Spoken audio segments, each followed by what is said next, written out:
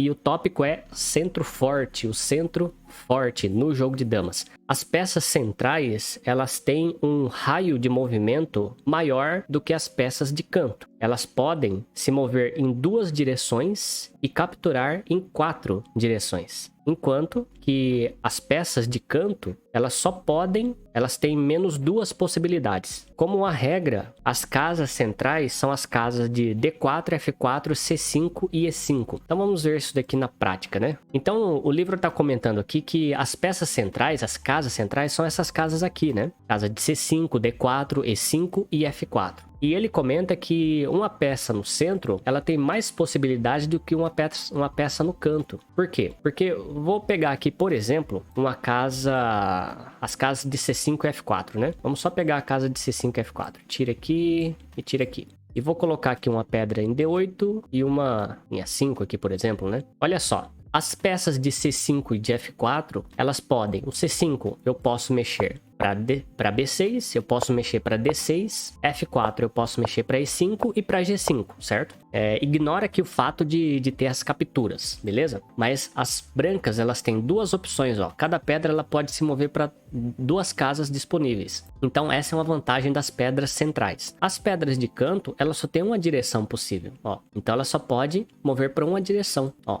Ela não tem a outra perna, né, que seria para cá. Por quê? Porque ela está encurralada. E uma peça central, ela pode tanto mover para 2 direções, como ela pode capturar para 4 direções. Por quê? Porque na nossa regra a gente captura para trás. Então a pedra de F4, ela captura para D2, ela captura para H2, ela captura para H6 e para D6. Então ela controla as casas que estão em volta dela. E5, G5, E3 e G3. Então ela controla 4 casas. A pedra preta não pode se aproximar dessas 4 casas aqui. Por quê? Porque a branca está capturando, entendeu? Então olha a força das casas centrais. Já as pedras de canto não. Essa pedra aqui de H6, ela controla G5 e G7. Então ela controla 2 casas. Ela pode saltar para F8 e para F4. E ela só pode mexer para G5. Então ela é limitado pela metade. Uma pedra de canto, ela tem metade dos lances disponíveis de uma pedra central. Então por isso que ele comenta aqui que as casas centrais, o centro ele é forte. E como via de regra, essas são as casas centrais, né? C5, D4, E5 e F4. E vamos dizer assim, quem domina essas casas tem uma superioridade em relação ao seu adversário. E é claro, aqui ele comenta, né? É claro que a aplicação desse princípio precisa ser seguida de uma abordagem criativa. Ou seja, não é simplesmente você ocupar as casas aqui do centro. Você tem que saber o que você está fazendo. Então, você tem uma vantagem desde que você saiba o que você está fazendo.